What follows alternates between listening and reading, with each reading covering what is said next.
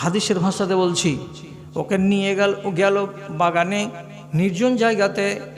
তারপরে এ ছেলে ওই মহিলাকে মাটির উপরে শুইয়ে দিল। হাদিসের শব্দ কি লেখা আছে, আরাদা আর ইয়াজহাদা বাইনা শুবেহা। তারপরে সে যখন ইচ্ছা করলো, চেষ্টা করলো যে তার সঙ্গে শারীরিক সম্পর্কটাকে কায়েম করতে যাবে, এর মানে ইশারাতে বলছি সেটা প্র্যাকটিক্যালটা করতে যাবে। এমন সময় জমিনে পড়ে পড়ে আসমানের দিকে মুখ করে যে শুয়ে আছে মহিলা, একবার শেষবারের মতো ছেলেটাকে বলছে, ইত্তাকিল্লাহ ওয়ালা তাফুজিল খাতেমা। ও আমার চাচাতো ভাই, আল্লাহকে বলে ভয় করো এবং আমার সিলমোহরটাকে খুলে দিও না। সিলমোহরটা খুলে দিও না মানে হলো, আমি একটা কুমারী মেয়ে ছেলে, আমার স্বামীর এটা হলো হক। সে নিজের ইজ্জতটা, আমার ইজ্জতটাকে সে ব্যবহার করবে, এটা সিল খোলা তার জন্য জায়েজ আছে। কিন্তু আমার স্বামীকে বাদ দিয়ে দুনিয়ার কোনো মানুষ যদি এটাকে খুলতে যায় তাহলে এটা বড্ড খেয়ানত করা হবে। আমি পেটের দায়ে রাজি হয়েছি, তাই তোমাকে শেষবারের একবার বলছি, আল্লাহকে বলে ভয় করো এবং আমার সিল খুলতে যেও না। এর মানে আমার শরীরটাকে তুমি ভোগ করতে যেও না।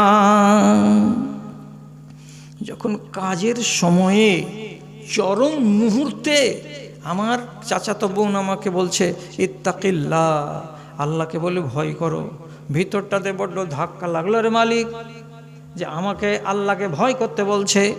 সত্যি ভিতরটাতে এমন একটা ধাক্কা লাগলো, কোথা থেকে আমি ছেড়ে দিলাম। আমি আমার চাচাতো বোনকে বললাম, উঠে যাও, খাড়ো হয়ে যাও, কাপড়টাকে ঠিক করে নাও, সোজা করে নাও। আর নেওয়ার পরে আমি তাকে বললাম, যেভাবে এসেছিলে বাড়ি সেভাবে চলে যাও, আমি তোমাকে টাচ করব না, আমি তোমাকে শুয়েও দেখব না, আমি তোমার সরঙ্গাকে ব্যবহারও করব না, এবং যেটি তোমাকে আনাজ দিয়েছিলাম, দানা দিয়েছিলাম, সেটি ফেরতও আমি নেব না। আমি যা করেছি করেই দিয়েছি, তোমাকে বিনা ব্যবহার করাতে আল্লাহকে ভয় করি বলে আমি ছেড়ে দিলাম। মানুষ পেটের জ্বালাতে কি করে, কাফেরি কাজ করে দেয়। তো দেখুন উদাহরণ, আমার দিকে তাকান। বনী ইসরায়েলদের 3 জন লোক বিশেষ উদ্দেশ্য নিয়ে বাড়ি থেকে বেরিয়েছিল। খানিকটা দূর চলার পরে ঝড় তুফান এলো। তখন এরা 3 জন বলল, চলো এই বৃষ্টি থেকে বাঁচতে হলে পাহাড়ের খালে গুহায় আমরা ঢুকে যাব, বৃষ্টি বন্ধ হয়ে যাবে, তারপর এখান থেকে বেরিয়ে আমরা আমাদের গন্তব্যের পানে চলে যাব। এরা আশ্রয় নিল পাহাড়ের গুহায়। আল্লাহ, অতিবৃষ্টির কারণে পাহাড়ের উপরে ধস নামলো, আর এই বিশাল বড় পাথর 30 কুইন্টাল 40 কুইন্টাল ওজনের একটাই মাত্র বোল্ডার গড়তে গড়তে গড়তে গড়তে এসে এদের গুহার মুখখানাতে গিয়ে ধাপ করে এসে লেগে গেল। গেট বন্ধ, কেবল চারিদিক দিকে একটু করে আলো পাওয়া যাচ্ছে যে এটা দুনিয়া, এতে বাহির, ভিতর দিক সব বন্ধ। এরা 3 জন মিলে বলছে, বৃষ্টি থামলো, বুঝি আলাউদ্দিন লে তুও ধর, আমিও ধরছি, আর জমশেদও ধরবে। 3 জন মিলে একসাথে দিব ধাক্কা দিয়ে পাথরটাকে দূরে সরিয়ে দিয়ে বাইরে যাব।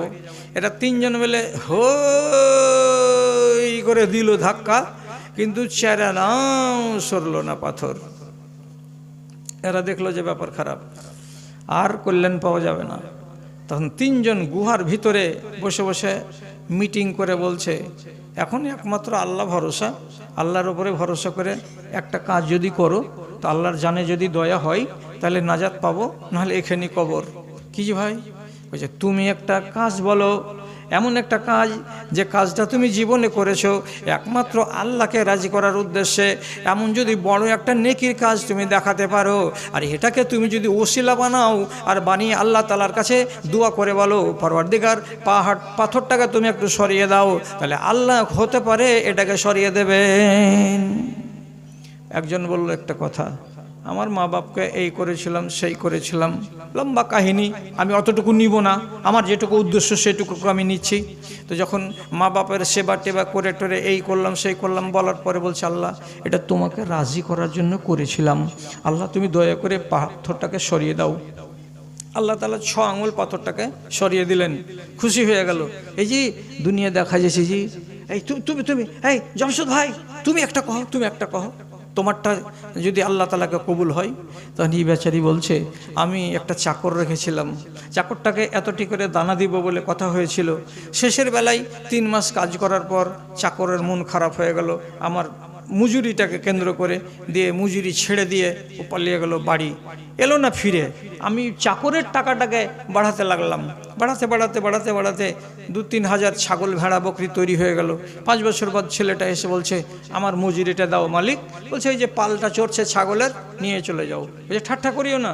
ঠাট্টা নয়, তোমার এই টাকা, এই টাকা থেকে এত বড় ছাগলের পাল হয়ে গেছে। ছেলেটা খুশি হয়ে গেল। তো বলছে পরওয়ারদিগার, আমি যদি এই কাজটা করে থাকি তোমাকে রাজি করার উদ্দেশ্যে, তাহলে আমার পাথরটাকে তুমি সরিয়ে দাও। আল্লাহ রাব্বুল আলামিন খুশি হলেন, আর 6 আঙুল সরিয়ে দিলেন, 12 আঙুল হলো। এরা খুব খুশি। আচ্ছা মাশাআল্লাহ, এই দুনিয়া দেখতে পাচ্ছি, এই যে চাপড়ার বুকখানে কালভারটা, ব্রিজটা করা আছে না, মাটি পড়েনি আজ পর্যন্ত ব্রিটিশের আমল থেকে, তো এই কালভার্ট কিন্তু দেখতে পাচ্ছি। আচ্ছা তাহলে বেরিয়ে যাব। এই বেরিয়ে যাব করতে করতে আরেকজনকে বলছে, এই তুই কিছু কহা না, তোর কথাতে যদি আল্লাহকে পছন্দ লেগে যেয়ে থাকে আর 6 আঙুল যদি সরে যায়, 3-6 18 আঙুল সরলে তো বেরিয়ে যাবো আমরা।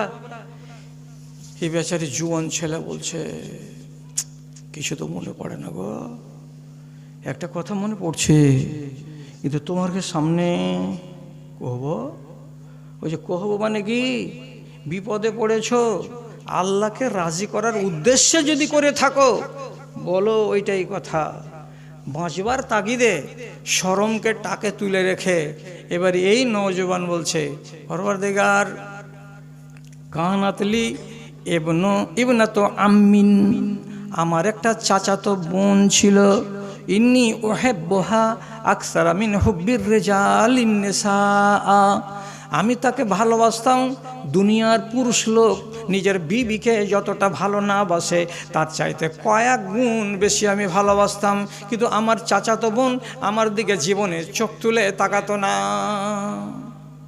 এই কানা প্রেম, এই ভালোবাসে, ও ভালোবাসে না, মনে মনে এই ঝোল খেছে, ও জীবনে চিন্তাও করে না যে আমি তোকে ভালোবাসি। এই ভালোবাসা একতরফা ভালোবাসা, দিন কাটে।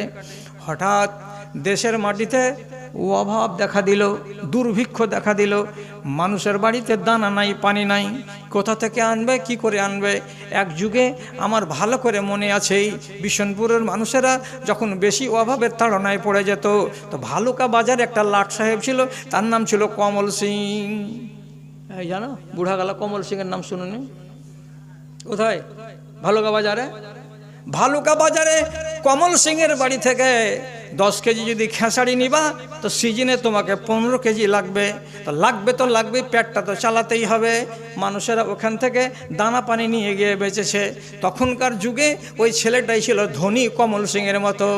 আমার চাচাতো বোন একদিন বিকেলবেলায় হাঁটতে চলে এসেছে আমার বাড়িতে।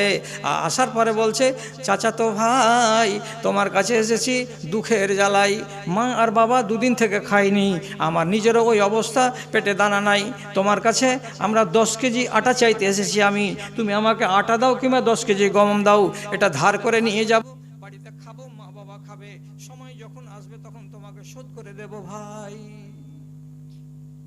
আমি বললাম, এই ছেলে বলছে, আমি চাচাতো বোনকে বললাম 10 কেজি নয় রে, 50 কেজির বস্তা তোর বাড়ি পৌঁছে দিছি, তোকে বগলে করে নিয়ে যেতে হবে না, আমারই লোক তোর বাড়ি রেখে আসবে, তোকে শোধ দিতে হবে না রে, তুই একটা যদি শুধু কাজ করে দিস।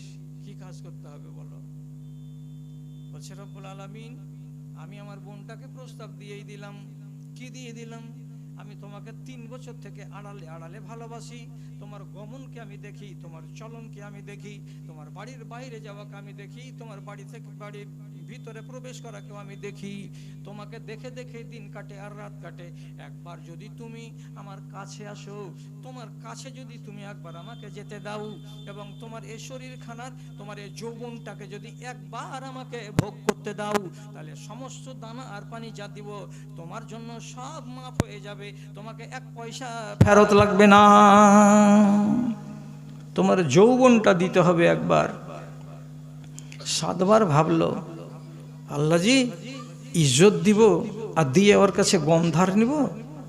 ইজ্জত যদি না দিই, ও তো ধনী মানুষ, তো গম দিবে না। আজ এখন পাওয়া যাবে না এটা। মায়ের জাতি নারীরা সব বাজাই বিকায় যে বাজারে, ইজ্জত হাতে পেটের দায়ে ঘুরছে দাঁড়ে দাঁড়ে রে, ঘুরছে দাঁড়ে দাঁড়ে। লোকে টাকার লোভ দেখিয়ে করছে না জেহাল। এসো যুবক, এসো সেবক, এসো মায়ের লাল রে, এসো মায়ের লাল। মেয়ে ছেলে মানুষ 7-5 ভাবার পরে বলছে ইজ্জত না দিলে পেটের ভাত হবে না। কথা দিয়ে দিল, আজ রাত 8টার সময় অমুকের বাগানে তোমার সাথে দেখা হবে। চলে গেল নির্জনে। তো আমি আমার মুখের ভাষা বলছি না, ঘাটিস না, হ্যাঁ মাইকমান ঘাটিস না, খুব ভালো চলছে তোর মাইকটাকে, ঘাটিস না ঘাটিস না। তো হ্যাঁ, তো ওকে হাদিসের ভাষাতে বলছি, ওকে নিয়ে গেল বাগানে নির্জন জায়গাতে। তারপরে এ ছেলে ওই মহিলাকে মাটির উপরে শুইয়ে দিল। হাদিসের শব্দ কি লেখা আছে, আরাদা আর ইয়াজহাদা বাইনা শুবেহা। তারপরে সে যখন ইচ্ছা করলো, চেষ্টা করলো যে তার সঙ্গে শারীরিক সম্পর্কটাকে কায়েম করতে যাবে, এর মানে ইশারাতে বলছি সেটা প্র্যাকটিক্যালটা করতে যাবে। এমন সময় জমিনে পড়ে পড়ে আসমানের দিকে মুখ করে যে শুয়ে আছে মহিলা, একবার শেষবারের মতো ছেলেটাকে বলছে ইত্তাকিল্লাহ ওয়ালা তাফুজিল খাতেমা। ও আমার চাচাতো ভাই, আল্লাহকে বলে ভয় করো এবং আমার সিলমোহরটাকে খুলে দিও না। সিলমোহরটা খুলে দিও না মানে হলো আমি একটা কুমারী মেয়ে ছেলে, আমার স্বামীর এটা হলো হক। সে নিজের ইজ্জতটা, আমার ইজ্জতটাকে সে ব্যবহার করবে, এটা সিল খোলা তার জন্য জায়েজ আছে। কিন্তু আমার স্বামীকে বাদ দিয়ে দুনিয়ার কোনো মানুষ যদি এটাকে খুলতে যায় তাহলে এটা বড্ড খেয়ানত করা হবে। আমি পেটের দায়ে রাজি হয়েছি, তাই তোমাকে শেষবারের একবার বলছি আল্লাহকে বলে ভয় করো এবং আমার সিল খুলতে যেও না, এর মানে আমার শরীরটাকে তুমি ভোগ করতে যেও না। যখন কাজের সময়ে চরম মুহূর্তে আমার চাচাতো বোন আমাকে বলছে ইত্তাকিল্লাহ, আল্লাহকে বলে ভয় করো, ভিতরটাতে বড্ড ধাক্কা লাগলো রে মালিক, যে আমাকে আল্লাহকে ভয় করতে বলছে। সত্যি ভিতরটাতে এমন একটা ধাক্কা লাগলো, কোথা থেকে আমি ছেড়ে দিলাম। আমি আমার চাচাতো বোনকে বললাম উঠে যাও, খাড়ো হয়ে যাও, কাপড়টাকে ঠিক করে নাও, সোজা করে নাও। আর নেওয়ার পরে আমি তাকে বললাম যেভাবে এসেছিলে বাড়ি সেভাবে চলে যাও, আমি তোমাকে টাচ করব না, আমি তোমাকে শুয়েও দেখব না, আমি তোমার শরমগাহকে ব্যবহারও করব না, এবং যেটি তোমাকে আনাজ দিয়েছিলাম, দানা দিয়েছিলাম, সেটি ফেরতও আমি নেব না। আমি যা করেছি করেই দিয়েছি, তোমাকে বিনা ব্যবহার করাতে আল্লাহকে ভয় করি বলে আমি ছেড়ে দিলাম। দিয়ে বলছে আল্লাহ, এই কাজটা যদি তোমাকে রাজি করার উদ্দেশ্যে করে থাকি তো তুমি পাথরটাকে সরিয়ে দাও। আল্লাহ রাব্বুল আলামিন বলছেন বাজিরে, তোর মতন ছেলে পৃথিবীতে কয়টা পাওয়া যাবে রে? এত বড় সুযোগকে হাতছাড়া করছে। প্র্যাকটিক্যাল করার আগে ওকে বলছে যে তুমি আল্লাহকে ভয় করো। এমন আল্লাহকে ভয় করলি যে একটা শিকারকে হাতের নাগালে পাওয়ার পরে তুই ছেড়ে দিলি, তাকে ব্যবহার করলি না। সত্যি ধন্য তুই নওজোয়ান ছেলে, তোর আমলে আমি সন্তুষ্ট হয়ে গেছি। কথাটা আল্লাহ রাব্বুল আলামিনকে কবুল হয়ে গেল। আল্লাহ তাআলা সঙ্গে সঙ্গে আর 6 আঙুল পাথরটাকে সরিয়ে দিলেন। এরা 3 জন গুহার ভেতর থেকে বেরিয়ে চলে এলো। আমি পুরো হাদিসটাকে আপনার যেন তৃষ্ণা না থেকে যাই তার জন্য শর্টের উপরে বলে দিলাম আমার উদ্দেশ্য কোনখানি। উদ্দেশ্য এইখানি যে এই মহিলা নিজের ইজ্জতকে বিক্রি করার জন্য নির্জন বাগানে কেন গেছিল? গেছিল শুধু পেটের দায়ে। গরিব তাই না, ফকির তাই না? এই জন্য উলামায়ে দ্বীন কি বলেছেন, আল ফাকর ইউআদ্দি ইলাল কুফরে। মানুষ যদি বেশি ফকির হয়ে যায়, মানুষ যদি বেশি দরিদ্র হয়ে যায়, তাহলে বাধ্য হয়ে যায় কি করতে? কুফরি কাজ করতে। যখন বাড়িতে খাবার থাকবে না, বাড়িওয়ালি যখন ঠোকর মারবে, কি খাবো, খাওয়াবি রে মিনসা, চুপচাপ হাত বুকে করে বসে আছিস, আমরা যে দানা পানি খাইনি। তখন স্বামী কি করবে? রাতের বেলা একটা প্লাস হাতে করে আর একটা মারতুল হাতে করে নিয়ে হাঁটতে হাঁটতে চলে যাবে কোথায়? ওই যে বাল্যপুরের বাজারে, ওখানে একটা এটিএম এর বাক্স আছে, এসি এটিএম এর বাক্সকে ভাঙবো আর টাকাটিকে বের করবো, আর করার পরে 3 মাস জিগির জিগির করে খাবো। হারামের পথে গেল না? পেট যখন ওকে বাধ্য করবে তখন বাহির খাবে, মোড়লের বাড়ি চলে যাবে, বাহির দরজা দিয়ে সিঁধ মেরে দিয়ে ভিতরে ঢুকে গিয়ে যা কিছু পাবে নিয়ে চলে আসবে। এটা কুফরি কাজ হলো না? হ্যাঁ, এখনকার জমানাতে আল্লাহ মাপ দিও, আল্লাহ মাপ দিও। 100টা বেটি ছেলে ফকিন্নির ভিতরে প্রত্যেক 100টার ভেতরে 20টা করে ফকিন্নি হলো ইজ্জতকে পেটের দায়ে বিক্রি করা, লাচার হয়ে কাজ করছে। তাহলে রাসূলুল্লাহ কেন বলেছিলেন যে এই দোয়াটা তোমরা করিও মাঝে মাঝে মাঝে মাঝে, আল্লাহুম্মা ইন্না আউযু বিকা মিনাল ফাকরে ওয়াল ফাকাতে ওয়াল কিল্লাতে ওয়াজ জিল্লাতে ওয়া আউযু বিকা আন আজলামা আও উজলামা। শিখো যদি কাউরি দ্বারাই হয়। ফের কিছু লোক বলবে মৌলভী সাহেব গায়ে ফকির কয়টা আছে জি, কেউ তো ফকির নাই, তো আর দোয়া কি করতে করবে জি? তো বাস্তব কথা, এখন কি বাহির খেপের গ্রামে ফকির আছে? কি যে নেই আমি জানি না। বিশনপুর গ্রামে আমি ভরসা দিয়ে বলতে পারি ফকির নেই। কেন নাই? মানুষের হাতে টাকা চলে এসেছে আর কিয়ামত কাছে আসছে। এই জন্য রাসূলুল্লাহ বলেছেন টোলাতে টোলাতে পাড়াতে পাড়াতে যেখানে সেখানে বাজার লাগবে। জি, হাদিসে লেখা আছে ওয়ায়ুকসিরুল আসওয়াক, বাজার বেড়ে যাবে, এমন একটা পরিস্থিতি আসবে। তো বাজার কেমন হয়ে বাড়ে? আপনাদের এলাকার সব জায়গাটি তো আমার চোখে দেখা নেই, তো আপনাদের তো দেখা আছে। দেগুনি স্ট্যান্ডে নামবেন, ওখানে একটা ছোট বাজার, ওখান থেকে 1/2 কিলোমিটার জুটবে না, এলাঙ্গি ঘাট পার হবেন, বিশাল বড় গম গম করছে বাজার। এলাঙ্গির ঘাট থেকে ডান দিকে আপনি 300 মিটার যাবেন, ওটাকে বলছে শাকিরের মোড়, ওখানে গম গম গম গম করছে বাজার। এখান থেকে 1 কিলোমিটার জুটবে না, ধানগাড়াতে দেখবেন তো ওখানে বিশাল গম গম করছে বাজার। ধানগাড়া হাটখোলা থেকে উত্তর দিকে একটু তাকাবেন, রনঘাটের মুখখানে আর হলদিবাড়ির মাথাখানি, ওখানে একটা দেখতে পাবেন বাজার, গম গম করছে বাজার। ধানগাড়া থেকে পরানপুরের মাথাতে 1 কিলোমিটার জুটবে না রে দাদা মেরে কেটে, ওখানে দেখবেন গম গম করছে বাজার। কিসের আলামত? কিয়ামতের আলামত। বেশি না চিনলে এটুকু তো চিনি, আমি তো এদেশেরই মানুষ। 20 বছর আগে হরিণকুল ঘাটে যখন ব্রিজটা ছিল না, তখন চামাচিকাতে পেশাব করতেও আসতো না, ঠিক না? আর যে দেখেন তো হরিণকুলে যারা মরে গেছে 30 বছর আগে, ওকে 1 ঘন্টার জন্য কবর থেকে উঠিয়ে নিয়ে এসে হরিণকুলের বাজারে যদি ছেড়ে দেওয়া যায়, খালি টাউরি লাগা মুরগির মতন দেখবার জি। এটা মালদা টাউনের কোন এলাকা জি? হ্যাঁ, এরকম করে খালি দেখবে ঘুরে ঘুরে, জানলা এইটা কি কি হরিণকুল বলে? এটা কিসের আলামত? কিয়ামতের আলামত। কিয়ামত যখন কাছে আসবে তখন বাজার বেড়ে যাবে। আর সবচাইতে বড় আলামত হলো এই, মানুষের অভাব ঘুচে যাবে, অভাব ঘুচে যাবে। এখন বাহির খেপের পশ্চিম মাঠে যদি খালি 1 বিঘা জমি বিক্রি হয়, আর এই মালিক যদি খালি কহে দেয় যে এই জমিটা থাক ছাড়া হয়ে আছে, আমি থুবো না, বিক্রি করে দিব। সকালবেলা একটা লোক এসে যে বিশেষ কি করে দাম রেখেছো? 11 লাখ। বলছে কমসম করো, আমি বিকালে আসছি। বিকালে আসছি, এই বিকালের ডেট নিয়ে গেল। জোহরক তার একজন এসে বলছে তুমি বলে জমিটা বেচছো বলে, কী করে দাম রেখেছো? 11 লাখ। পকেট থাকা টাকা বাহির করে দোয়াইনা দিয়ে চলে যাবে। টাকার অভাব নেই মানুষের কাছে। আপনি 1 বিঘা জমি খালি বিক্রি করতে খাড়া হন, খালি কিল কিল কিল কিল করে বেড়াইছে লোক জমি কেনার লাগা। জমি বিক্রি হয় না বর্তমান জমানায়।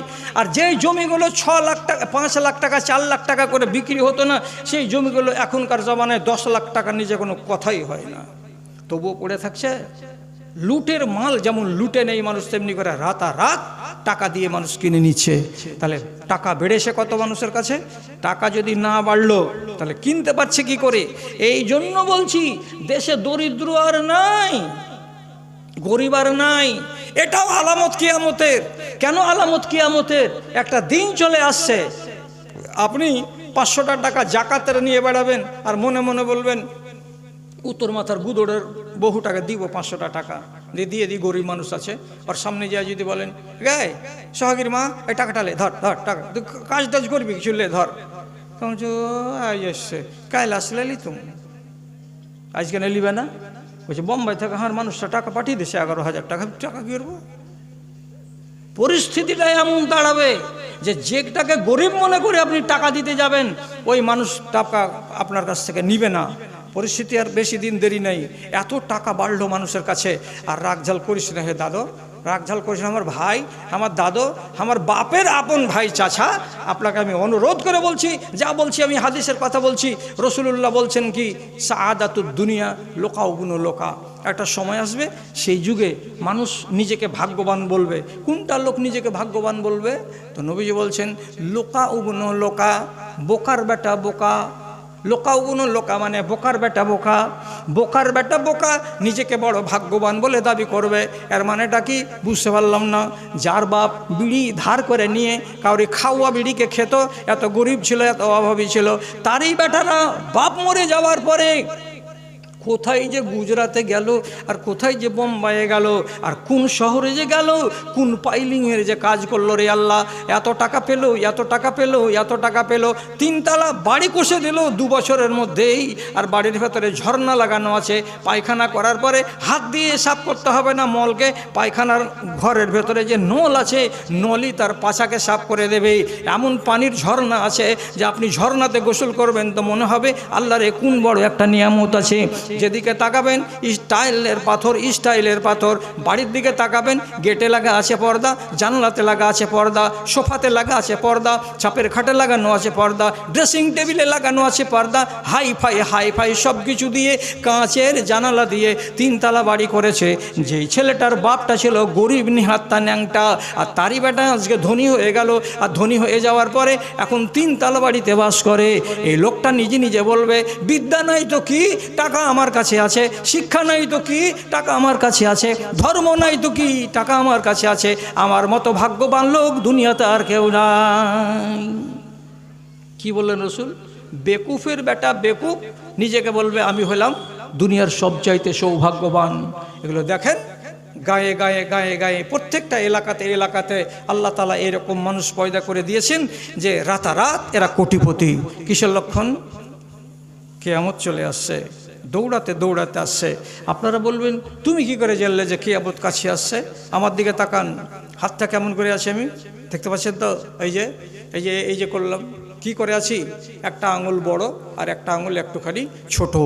রাসূলুল্লাহ মরবার আগে বলছেন আনা ওয়াল কিয়ামত কাহাতাইনে, আমি এবং কিয়ামত এইরকম আছে রে বাবা। কেমন? এখানে আছে কিয়ামত, আর আমার সময়টা গত হতে হতে হতে হতে এই জায়গাতে থেমেছে। আমি এবং কিয়ামত এতটাই ছাড়াছাড়ি আছি। তাহলে রাসূলুল্লাহ যখন বলে গেছেন এই কথাটা, সে কথাটা বলার পরে 1450 বছর গত হয়ে গেল, আর 1450 বছর গত হওয়ার পরেও কিয়ামত এখনও আসেনি। এর মানেটা কি? আসেনি তো কিয়ামত কাছিয়ে গেছে। এইটুকু জায়গা গ্যাপটুকুকে পূরণ হতে আর হয়তো 1000 বছর লাগবে, কিংবা আর 1500 বছর লাগবে, তারপরেই দুনিয়াতে কিয়ামত হবে। এ তো ভুল কথা নয়, সব ঠিক হয়ে যাচ্ছে। আচ্ছা চলেন আর একটা দোয়া শিখাবো, আর শিখার পরে ইমদাদুলকে বলবো তুমি চলে এসো। আমার বাবজিরা কিছু কিছু বাহির কথা শুনতে চাইছে, আর ওগুলো শুনাইবার মতন আমার কাছে তৌফিক নাই। তো যাক, কি বলছিলাম কথা, টাইম হলে এই মূল সাহেব একটু দেখিও আমার কতক্ষণ পরে আমি ছাড়বো না ছাড়বো। আর একটা দোয়া শিখিয়ে দিই। ভাবনা প্রত্যেক মানুষকে আল্লাহ তাআলা ছোট বড় কম বেশি দিয়েছে, আছে কি না? আপনার একটা ভাবনা কি আছে?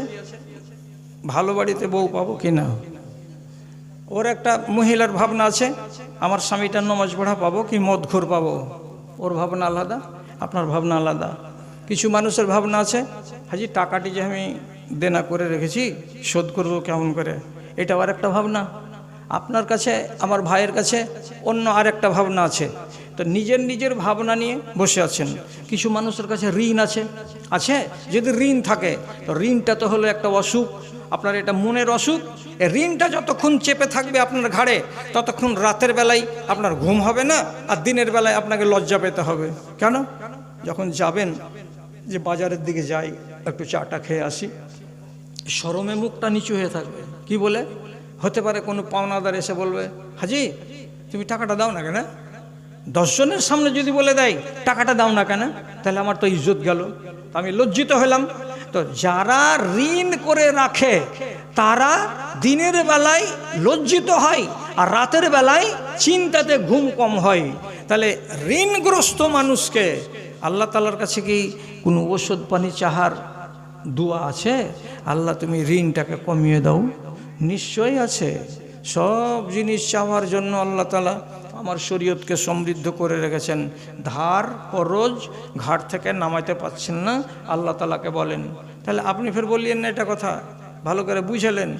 শখ করে 5 লাখ টাকা ব্যাংক থেকে ঋণ নিয়েছেন। কিসের লেগে ঋণ লীলাজি? তো বলছে বাড়ি করব তার জন্য। এই ঋণ দোয়া করে করে যদি কপালকে ঘরটা ফেলে দেন, শোধ হবে না। কেন? মনের শখে যারা ঋণ নেবে, এই ঋণ রব্বুল আলামিন নিজের পক্ষ থেকে শোধ করবেন না। তুমি ঋণ করেছো, তুমি শোধ করো। আর কোনো মানুষ যদি কি করে, অভাবের কারণে টাকা নিয়ে থাকে, হাই সাহেব 3000 টাকা গেলে দাও, জয়া ধানের মাঠে নামবো, সার টারগুলো লাগবে, পেট মুনুষকে লাগবে, তো যখন ধান উঠবে তোমাকে দিয়ে দেবো। এটা হলো অভাবী লোক। এই যে 3000 টাকা ঋণ নিল, এই ঋণ যদি শোধ করতে না পারে, তাহলে এটা হলো তার প্রয়োজনের জন্য ঋণ নেওয়া। এই ঋণ যদি শোধ করতে না পারো, তো আল্লাহ তাআলার কাছে দোয়া রাখো, আল্লাহ উপায় করবেন। আর তুমি কিসের জন্য নিয়েছো? 2 তলা বাড়ি করব বাজারে। কে তোকে বলেছিল যে 2 তলা বাড়ি কর? ব্যাংকের কাছে টাকা ধার করে নিয়ে শখ করার জন্য তুমি ঋণ করতে যাবে? আর এই শখ করে যদি ঋণ করতে যাও, আর তারপরে মৌলবীর ওয়াজ শোনার পরে মসজিদে সিজদা দেওয়ার পরে খালি দোয়া করার বলো, আল্লাহ তাআলা আমার ঋণটা মওকুফ করে দাও, আল্লাহ ঋণটা হার মাফ করে দাও, আল্লাহ তুমি বকশিশ ব্যবস্থা করে দাও, ব্যাংকের খাতাতে 1000 টাকাও কমবে না। সব ঘাড়ে তেঁতুল গুলা সমস্ত টাকা সুদ সমেত আদায় করে নেবে, আল্লাহ রাব্বুল আলামিন তার ব্যবস্থা করবেন না। আর যারা অভাবের কারণে নিয়েছে, সত্যিকারই এই লোকটা ঋণগ্রস্ত, সে লোকটা আল্লাহর কাছে দোয়া করুক, রাব্বুল আলামিন ব্যবস্থা করবেন। যেমন আল্লাহুম্মা ইন্নী আউযু বিকা মিনাল হাম্মি ওয়াল হুজনি ওয়া নাউযু বিকা মিনাল আজজি ওয়াল কাসলি ওয়া নাউযু বিকা মিনাল জুবনি ওয়াল বুখলি ওয়া নাউযু বিকা মিন গালাবাতিদ দাইন ওয়া কাহরির রিজাল। জি, এই দুয়াটা যদি করেন, একবার করে দিয়ে সবর করলে হবে না, রাতে, দিনে, সকালে, বিকালে, মাঝে, সাঝে একবার করে বলবেন, এই নিয়তে যে দোয়াটা যদি আল্লাহ আমি করি, তাহলে পরে আমার ঋণটা শোধ হয়ে যাবে। তাহলে এইভাবে যদি দোয়া করেন, তাহলে ইনশাআল্লাহ আল্লাহ রাব্বুল আলামিন আপনার ঋণটাকে, আপনার বোঝাটাকে ঘাট থেকে নামাবেন। এবার আমি যে বললাম ঋণী হওয়া মানুষ এত দোয়া করবে কেন, তো তার মানে হলো এই, মানুষের যখন মাথাতে চিন্তা বেড়ে যায়, তখন মানুষ বাজে সিদ্ধান্ত নেই। বেশি যদি চিন্তা হয়ে যায়, তো মানুষ গলত সিদ্ধান্ত গ্রহণ করে নেয়। জীবন দিয়ে দিব, ফাঁসি দিয়ে দিব, রেলের তলে পড়ে যাব, লাইনের ওপরে শুয়ে গিয়ে গলা কাটিয়ে দিব, এই গলত সিদ্ধান্ত মানুষ করে থাকে। কখন? যখন মানুষের কাছে কি হয়ে যায়, চিন্তা বেড়ে যায়, তখন। আমি টাইমের সময়তে চলে এসেছে ইমদাদুল হক, আর আমি লম্বা করছি না। একটা কথা আছে, শুধু বলে নি, আর নেওয়ার পর আমি চলে যাচ্ছি। হ্যাঁ, তো কথাটা কি ছিল? বেশি চিন্তা বেড়ে গেলে আপনি গলত সিদ্ধান্ত নিয়ে নেবেন। যেমন আপনাকে বলি, মারিয়াম কুমারী একটা মেয়ে ছেলে, ওর পেটে বাচ্চা হয়ে গেল। কি বুঝলেন? মারিয়াম কুমারী একটা মেয়ে, বিবাহ হয়নি, তার পেটে বাচ্চা এলো। বাচ্চাটা যখন বড় হয়ে গেল, তখন ভাবতে লাগলো, আল্লাহজি বিনা স্বামীতে পেটে বাচ্চা এলো, দুনিয়ার মানুষ কি জবাব দিব? বাচ্চাটা হবে তো বাড়িতে? বলছেন না, সূরা মারিয়ামে সব কথা লেখা আছে। চলে গেলেন হাঁটতে হাঁটতে হাঁটতে হাঁটতে পূর্ব দিকের মাঠে খেজুরের বাগানে। খেজুরের বাগানে গিয়ে খেজুরের গাছের তলায় বসে একলা একলাই ভাবছেন আর বলছেন যে আল্লাহ, কতটি প্রশ্ন তো দেখেন, আমার মা ভালো মানুষ, আমিও ভালো মানুষ, আমি কোনো পুরুষের মুখ দেখিনি, আমার পেটে বাচ্চা চলে এলো। বাচ্চা যখন হবে, গাঁয়ের দিকে যখন যাব, লোকেরা আমাকে কি বলবে? আমি কয়টা লোককে জবাব দিব যে এই বাচ্চাটা আমি নাজায়েজ বাচ্চা নিইনি, এভাবে পয়দা হয়েছে। আমি কত মানুষের মুখে জড়ি লাগাতে যাব? আমি তো চিন্তাতে মরে যাচ্ছি। তো যখন চিন্তা বেড়ে গেল মাথাতে, কার? ঈসা নবীর মা মারিয়ামের, তখন খেজুরের গাছের তলায় বসে সিদ্ধান্তটা কি বলছে? মাথা খারাপ হলে কি হয় মানুষ? ইয়া লাইতানি মিত্তু ক্বাবলা হাযা ওয়া কুনতু নাসিয়াম মানসিয়া। আয় আল্লাহ, আজকে যে ছেলেটা আমার হবে, পেট থেকে বাচ্চাটা ভূমিষ্ঠ হওয়ার পর একে কোলে করে নিয়ে গ্রামের দিকে যাব, 10টা লোকের 10টা প্রশ্ন আমাকে তীরের মতো ধেয়ে আসবে। এতগুলো প্রশ্নের জবাব না দেওয়ার আগে আমি যদি মরে যেতাম, আর আমি মরে যেতে গেলে আমি মাটি হয়ে যেতাম, আর আমি মাটি হয়ে যেতে গেলে আমার সম্বন্ধে কেউ জিজ্ঞাসাবাদ করতো না। আল্লাহ, তুমি মরণ কেন আমাকে দিয়ে দিলে না? দেখছেন, মরতে চাইছে কেন? চিন্তা বেশি হয়ে গেলে। চিন্তা বেশি হয়ে গেলে মানুষ মরতে ডিসিশন করে। তো মারিয়ামকে আল্লাহ তাআলা তাসাল্লি দিয়ে বলছেন, অতগুলো প্রশ্নের জবাব তোকে দিতে হবে না, বাড়ি যা, ছেলে কোলে করে যা বলবে তুই শুধু এমনি করে হাত দিয়ে ইশারা করে বলবি কি, ইন্নি সায়েমুন, আমি রোজাদার। রোজাদার কথা বলবে না, আর আঙুল দিয়ে ইশারা করে দিবি কোলের বাচ্চাটার দিকে।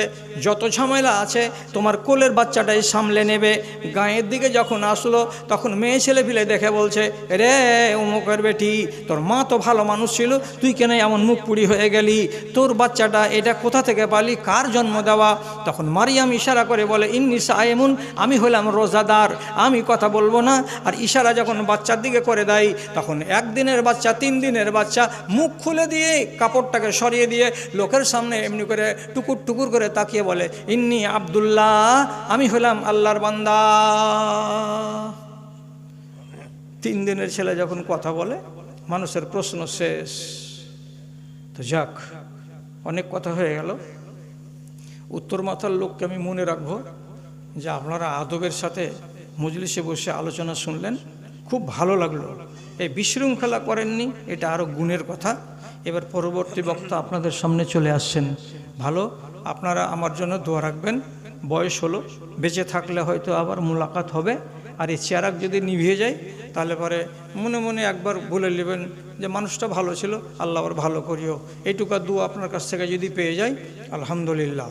এবার চলে যাচ্ছি ইমদাদুল হককে দায়িত্ব দিয়ে।